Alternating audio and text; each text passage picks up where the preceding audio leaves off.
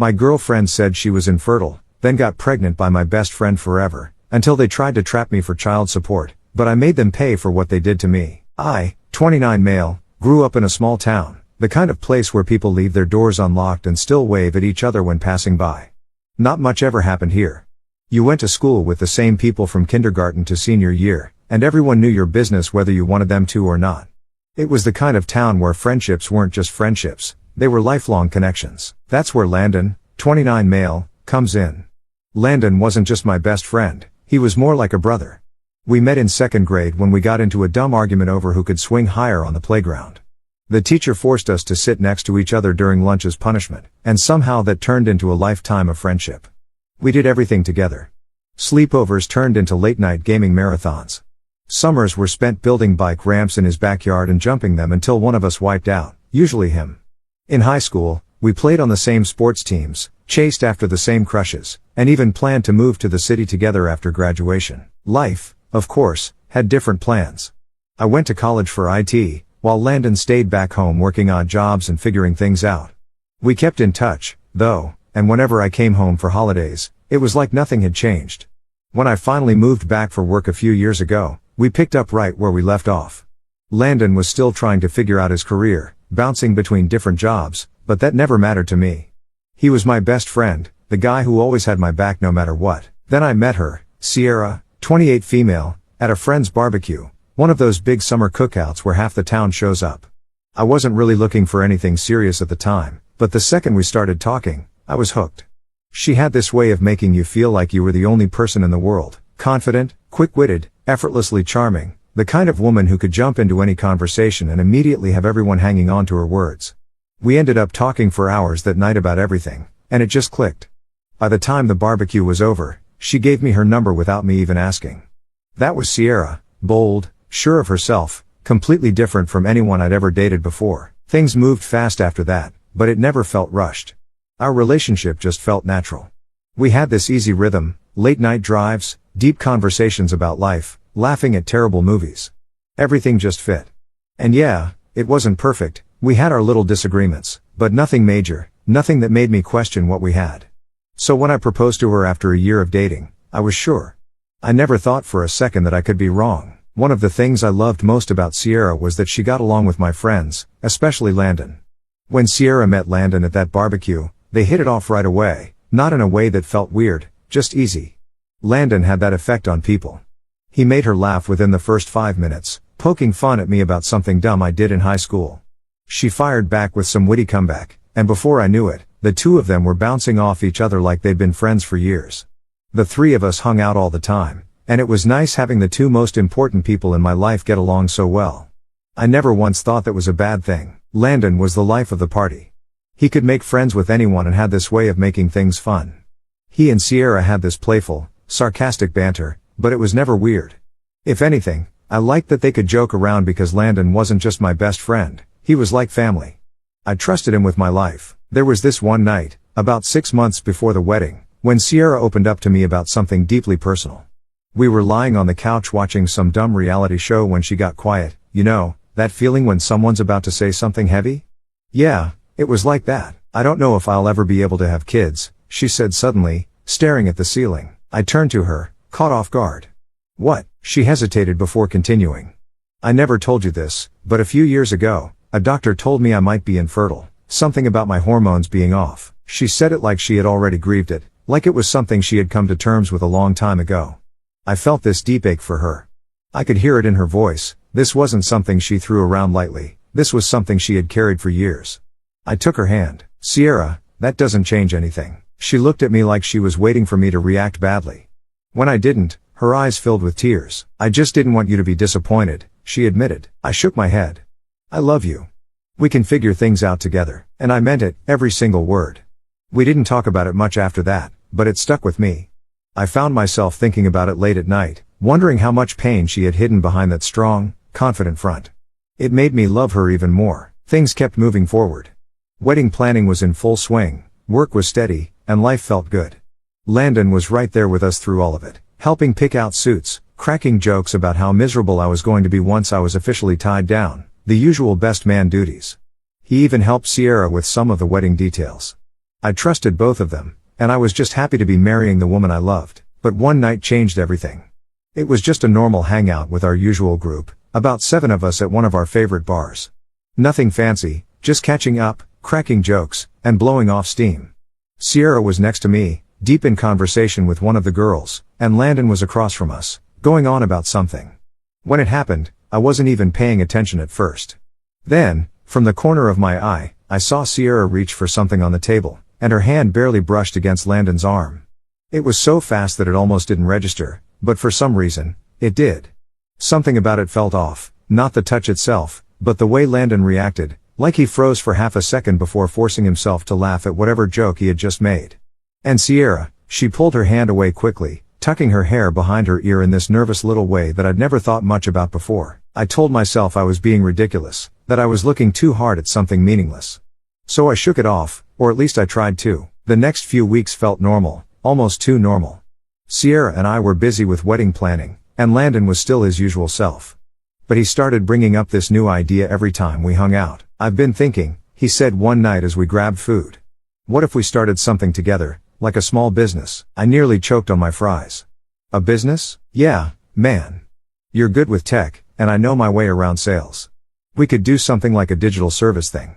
I've been looking into it." I gave him a look because Landon was always looking into something. Ideas were never the problem, following through was. "I don't know, dude," I said, trying to be nice.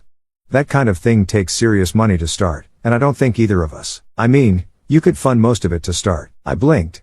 "Wait, what? You make good money, Ethan. It wouldn't even be that big of an investment for you." There it was. I suddenly realized that he was serious. He actually expected me to put my money into something when he hadn't even held a steady job for more than 6 months at a time.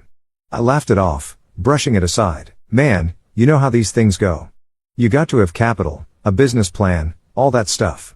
Maybe down the line, but I can't be throwing money into something just to see what happens." Landon smiled, but there was something off about it. "Yeah, I get it," he said, too casually. I didn't think much of it at the time, but looking back, that was the moment he started resenting me. I just didn't realize it yet. Sierra started acting differently, and I couldn't explain how.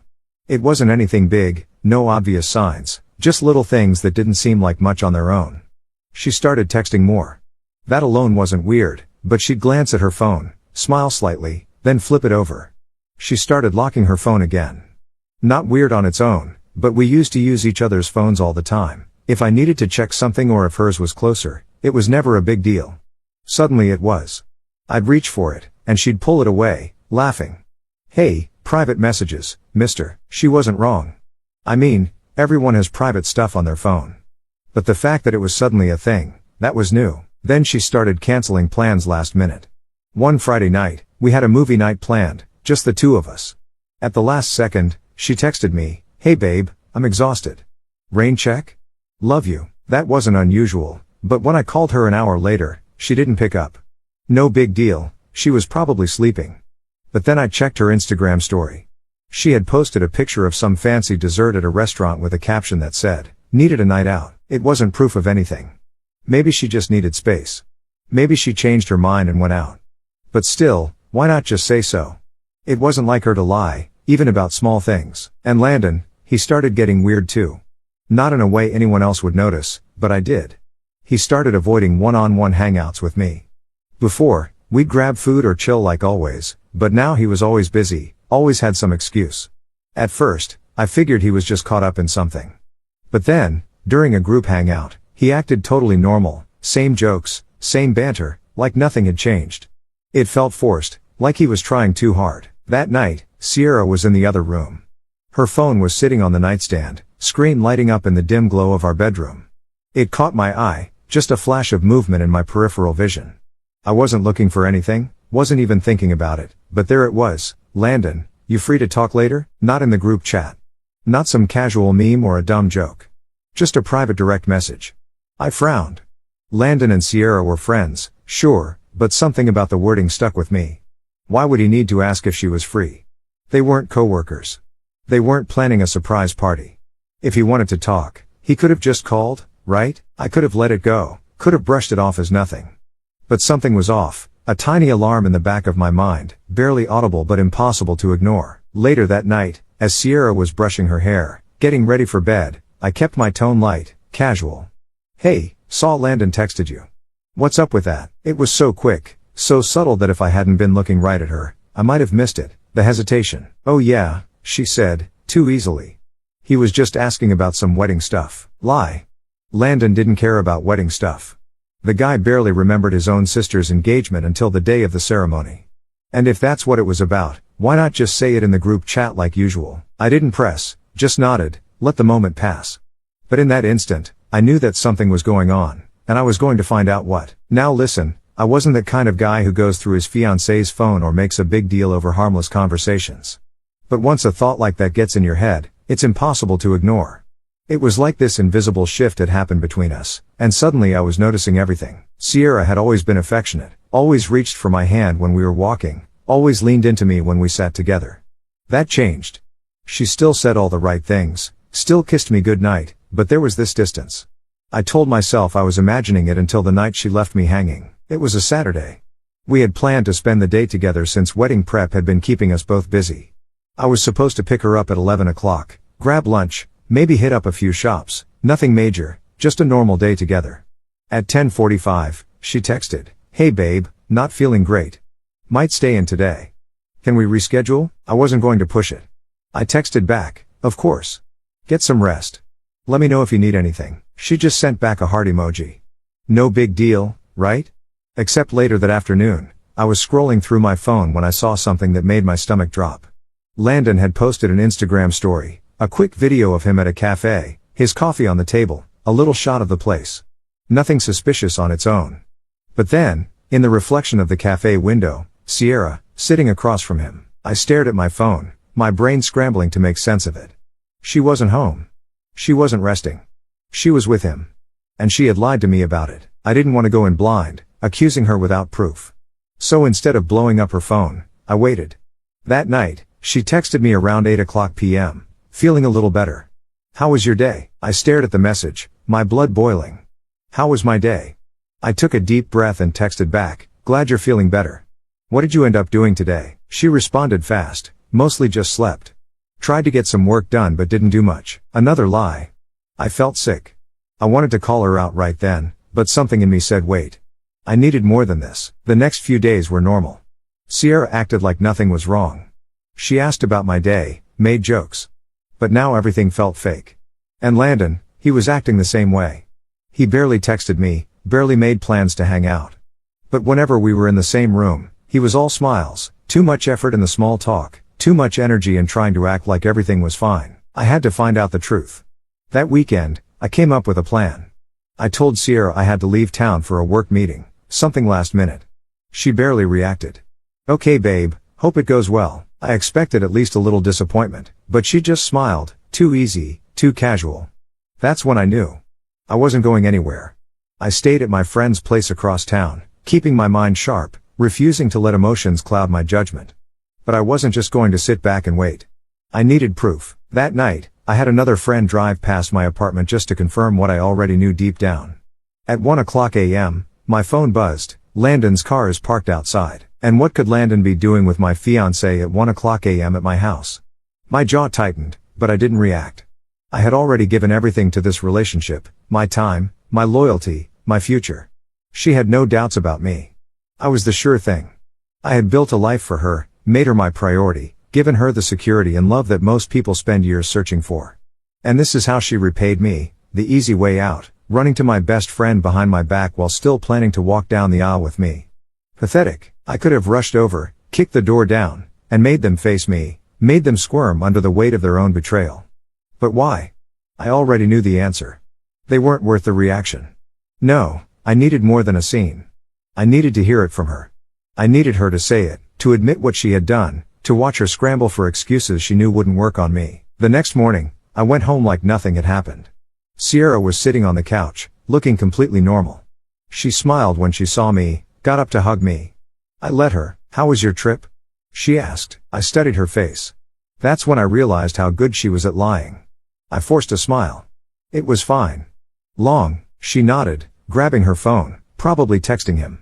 I sat next to her and casually asked, "So what did you do last night?" She didn't even hesitate. "Not much. Just stayed in, watched some shows. She was getting too comfortable lying to me. I could have ended it right there. I could have told her what I knew, thrown everything in her face. But no, I wanted her to tell me the truth. So I just nodded and waited. But she never felt the guilt or tried to talk to me about whatever the hell she was doing with Landon that night. I told her I needed to talk. She must have sensed something was wrong because she looked nervous. I took a deep breath. Are you being honest with me? Her expression flickered. What do you mean? I swallowed hard. Sierra, I know. I know about you and Landon. Silence. Her face drained of color. For a second, I thought she was going to deny it. But then she broke. Tears welled up in her eyes, her hands started shaking, and then the words spilled out like she couldn't hold them in anymore. It was a mistake. I didn't react. I just stared at her, waiting. She started crying harder. It only happened once. Once, I swear, Ethan. I swear on everything.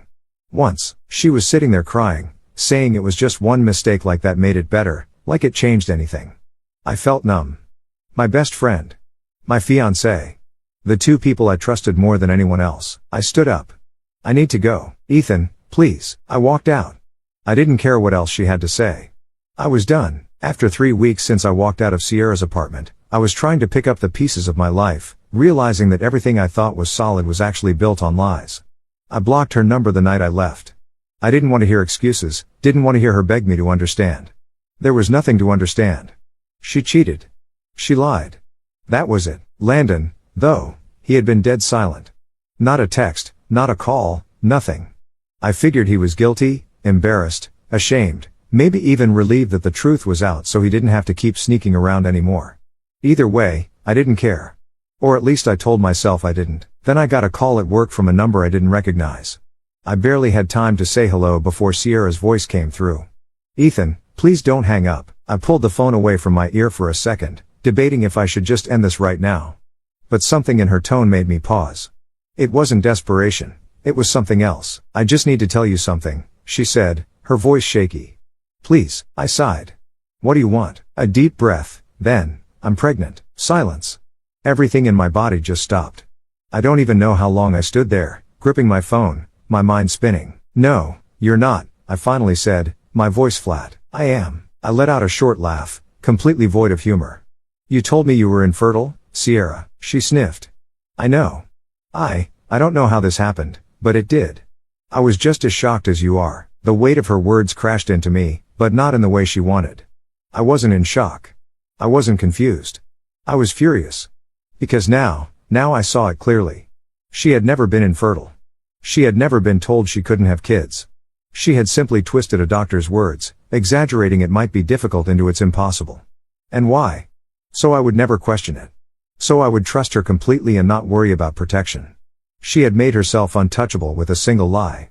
And now she was standing on the other side of this phone, pretending like she was just as shocked as I was, like she wasn't the one who had been controlling the entire situation from the beginning. Ethan, she said, her voice breaking. There's a chance it could be yours. I should have hung up. I should have told her to deal with it on her own. But the second she said those words, my entire body tensed. Because what if she wasn't lying? What if, despite everything, there was a chance this was my kid? What do you want from me? I asked, my voice cold. She trailed off. I just thought you should know. I didn't respond. I don't expect anything from you, she added quickly. I know I messed up, and I'm not asking you to come back. But if there's a chance this baby is yours, I wanted you to hear it from me. I hated that part of me believed her. I hated that, despite everything, I couldn't ignore the possibility. Because if this was my kid, I couldn't just walk away. I hung up without saying anything. Landon reached out the next day. I was at home, staring at the wall, my brain still scrambled from Sierra's call. Hey man, he said, like nothing had happened, like we were just two buddies catching up. I clenched my jaw. What do you want? He paused. Look, I know I messed up. I should have told you sooner. I didn't know how. I stayed silent. She told you, didn't she? I didn't answer. I didn't need to. I don't know what to do, man. I wasn't ready for this, Landon said. I actually laughed at that. You weren't ready? I repeated. Are you serious? I never wanted to hurt you. I gripped the phone tighter. But you did. I know, he muttered. Then, after a beat, he said the one thing that made my blood run cold. I mean, you're in a way better position than me. Maybe it'd be better if it was yours. I pulled the phone away from my ear, staring at it like it had just burned me. What did you just say? Nothing, No, repeat that. Say it again. Landon hesitated. Come on, man. I just meant you've got your job, your place, everything lined up. You'd be able to take care of a kid better than I could. I couldn't even speak. I was too angry. This wasn't just guilt. This wasn't him apologizing. This was him looking for a way out. He didn't want this baby to be his. And that's when it clicked. Sierra had called me before she called him. Not because she wanted me to know, but because she was hoping she could pin this on me. I was done. Lose my number, I said and hung up. I barely slept that night. My brain wouldn't shut off. There was a real possibility that this wasn't my problem, that Landon was the father and I had nothing to do with this mess. But there was also the small chance that I was. And no matter how badly I wanted to wash my hands of it, I couldn't ignore that possibility. So the next morning, I called Sierra. We're getting a paternity test, I said. She hesitated. Ethan, I don't care what you think, I snapped. I need to know. Either we do this now, or you leave me the hell alone forever. Silence. Then, quietly, okay. I hung up and immediately started looking into non-invasive prenatal paternity tests. I had no idea what I was walking into, but I wasn't waiting until after the baby was born to figure out if I was getting scammed. I sent her the appointment details, a simple text, we're doing this. Be there. She didn't respond right away. Hours passed. By the time she finally replied, my patience was already wearing thin. Ethan, I don't think this is necessary. I stared at the screen. I called her immediately. She picked up on the second ring. Hey, she started, her voice soft, like she was about to talk me down from something. What do you mean it's not necessary? I asked, voice tight. She sighed. I don't think it's a good idea to put the baby through unnecessary stress. I almost laughed. Sierra, it's a blood test. It's not like I'm asking you to do surgery. I know, but, I cut her off. But what? There was a long pause. Then, quietly, she said, because I already know it's yours. I gripped my phone so hard my knuckles turned white. You don't know that. I do, she insisted. Ethan, I've thought about the timeline, and are you kidding me? I snapped. You want me to take your word for it after you cheated on me? After you spent months lying to my face? She went silent. That was all I needed to hear. I'll see you at the appointment, I said and hung up. I thought that was the end of it. I thought she'd show up. I was wrong. 2 days before the appointment, I got a text from Landon. I hadn't spoken to him since I nearly broke his jaw. I had nothing to say to him, but now he had something to say to me. Don't waste your money on that test. You're not getting out of this. I blinked. Read the message again. I called him.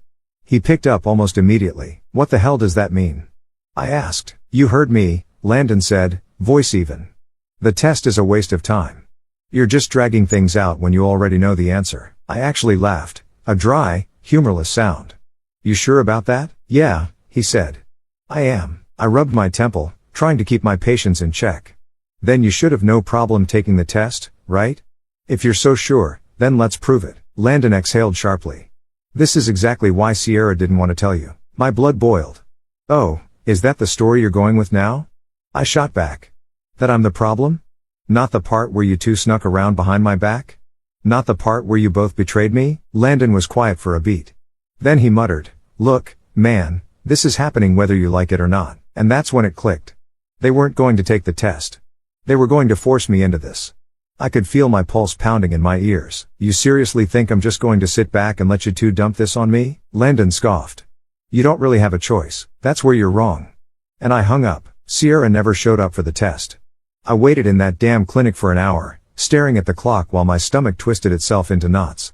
Every time the door opened, I looked up, expecting to see her walk in to prove me wrong. She never did. She didn't answer my texts, didn't return my calls. By the time I left, my hands were shaking with anger. I knew exactly what they were trying to do. They were going to put my name on the birth certificate. They were going to trap me into paying child support. And once that was done, I'd be legally stuck whether I was the father or not. I needed a lawyer, fast. The next day, I went straight to an attorney. I laid out the whole mess, the cheating, the pregnancy, the paternity test they were refusing to take. When I finished, she folded her hands and said, well, the good news is they can't legally force you to pay anything until paternity is established. I let out a breath I didn't even realize I was holding. So if I don't sign anything, I'm in the clear? She hesitated. My stomach dropped. Not necessarily. What do you mean? She said, listen, if Sierra puts your name on that birth certificate and you don't contest it immediately, you could still be held responsible. Even if a DNA test later proves the kid isn't yours. I stared at her. You're telling me I could be legally forced to pay for a kid that isn't mine? She said, it's rare, but it's happened. My hands curled into fists. So what do I do? Her expression turned serious. You're going to document officially that you do not acknowledge paternity. I'll draft a letter stating that if they try to name you as the father on the birth certificate, you will be taking legal action against them for fraud. I nodded, my mind already running through what came next. And if they still do it? Her expression turned serious. Then we file immediately for a court-ordered paternity test. And once that proves you're not the father, she smiled, we destroy them. I nodded, already making mental notes. They wanted to play dirty? Fine. I'd play smarter. The next night, I got another call, this time from Sierra's mom. I debated ignoring it, but against my better judgment, I picked up. Ethan, she started, her voice fake sweet. I just wanted to reach out because I know this has been a stressful time for everyone. I leaned against my counter, already exhausted. What do you want? She sighed. Sierra told me about the test. She's really hurt, you know. She thought you loved her. I barked out a laugh. Yeah, and she loved me so much that she slept with my best friend. This isn't about the past, Ethan. It's about the baby. You need to do the right thing. The right thing? I repeated. You mean blindly take responsibility for a child that might not even be mine? We both know it's yours, she said smoothly. And if you try to fight it, it's only going to make things harder for everyone involved, especially Sierra. This was blackmail. I felt like the walls were closing in. A year ago, I was planning a future with Sierra, picking out wedding venues, imagining what our life would look like. I trusted her. I believed her. I thought she was my partner, my person. Now here I was, standing in my kitchen, gripping my phone like it was the only thing keeping me tethered to reality while her mother tried to manipulate me into a lifelong sentence. Was I really this stupid? Was I that blind? I swallowed hard, trying to push down the rage bubbling up in my chest. She was so confident, so calm, like they had already decided for me, like my feelings, my choices, my entire life didn't matter. Like I was just a name on a birth certificate, a paycheck. I wanted to scream, to ask her how she could stand there and defend her daughter after what she did. But I already knew the answer. This wasn't about right or wrong. This wasn't about truth. This was about control. And I'd be damned if I let them take that from me. I forced my voice to stay steady. We'll see, I said. Then I hung up. After getting the call from her mom, I didn't hesitate. I texted Sierra straight away, if you or your family try to list me as the father on any official documents, I will take legal action against you for paternity fraud. I got no response from her. Not stopping there, I shot the same message to Landon. His reply came fast. Chill dude, no one's trying to screw you over. That almost had me throwing my phone against the wall because that was exactly what they were trying to do. Ignoring his dismissive response, I followed my lawyer's advice and sent both Sierra and Landon a formal email clarifying that I did not acknowledge paternity and warning them that any fraudulent attempts to list me as the father would face legal consequences. Attached were all the proofs, screenshots, text logs, evidence of them dodging the paternity test. A full dossier of their deceit was now officially in their inboxes. Then I just waited. Less than a day later, Sierra folded. She sent a simple text, fine. I stared at the screen. A weight lifted off my shoulders. Days later, she finally agreed to the paternity test. I didn't hear it from her directly, though. A mutual friend spilled the beans, probably assuming I was already in the loop. Turns out the baby wasn't mine. It was Landon's, just as I had suspected. Reading that confirmation brought a mix of relief and anger. I had spent weeks fighting to prove something that was clear as day from the start. They dragged my name through the mud, tried to guilt trip me, and attempted to trap me, all while knowing there was a chance the child wasn't mine. Now they were faced with the truth, but Sierra remained silent, no apologies, no attempts to clear the air. She got what she deserved. But somehow, I was still painted as the villain. Just when I thought it was over, a new text popped up from a mutual friend. Dude, what the hell? You're just going to abandon Sierra while she's pregnant just like that? My stomach sank. It had begun again. I realized quickly that while Sierra and Landon couldn't legally force me to take responsibility, they were intent on ruining my reputation instead. Overnight, I was the guy who left his pregnant fiancée. It didn't matter that I had the proof of their cheating or that they had refused a paternity test. They had rewritten the story, casting me as the villain, the guy who got his fiancée pregnant and bailed. Calls and texts came flooding in from family, friends, and even acquaintances, all demanding to know how I could just walk away. But I was prepared. Instead of getting defensive, I went on the offensive. I began sharing the truth with everyone who reached out. I told them about the cheating, about Landon, about their refusal to take a paternity test. Soon the narrative began to shift. Messages changed from "how could you do this?" to "holy shit, I had no idea." People began to distance themselves from Sierra and Landon. One night, Landon snapped. He showed up at my apartment, but I didn't let him in. Standing in the doorway, I faced him as he accused me. "You happy now? You just had to make this a spectacle." I raised an eyebrow. "You mean like how you told everyone I abandoned Sierra?" His anger was palpable. "You ruined my life," he claimed. I couldn't help but laugh. "I ruined your life?" "No, Landon, you did that on your own." He was seething. "You think you're better than me?" he challenged. I stepped closer, my voice steady. "No, Landon. I think I'm better than you because I didn't sleep with my best friend's fiancée." He flinched. For the first time, I could see it clearly, the resentment he'd always held against me. This wasn't about Sierra. It was about him feeling inferior. And when he couldn't measure up, he tried to tear me down instead. I shook my head, dismissing him. "You were never my friend," he sneered. "Yeah? And what does that make you?" I smiled, the weight of the ordeal lifting. "The guy who walked away. The guy who didn't get stuck cleaning up your mess. The guy who won." Rage contorted his face, but he didn't make a move. He just turned and walked away. That was the last time I saw him. As the door clicked shut behind him, I felt a profound sense of closure. I texted our group chat to set the record straight once and for all. I'm not the father. Paternity test confirmed it. Ask Landon about the rest. Dropping my phone on the couch, I walked to the window, ignoring the buzzes as my message sank in across our circle. In the following weeks, life found its rhythm again. Some friends apologized, others remained quiet. But slowly, I began to rebuild. Looking back, I never wanted my quest for the truth to become public. But I've learned something vital. The truth has a way of coming out, no matter how deep it's buried. As for Landon and Sierra, they're just ghosts of a stormy past. It's official, Landon bailed the second the baby was born, just like I knew he would. The moment his name was legally attached, he disappeared. No job, no money, no responsibility. Sierra, she's struggling. Had to move back in with her family, scrambling to fix the mess she created. She thought she could manipulate her way into security, and instead, she's exactly where she deserves to be. As for me, I'm doing great. Focused on my career, building the life they tried to take from me. And yeah, I'm even dating again, something I never thought I'd be ready for. But here we are, moving forward on my own terms. And yes, I'm definitely changing my locks just in case.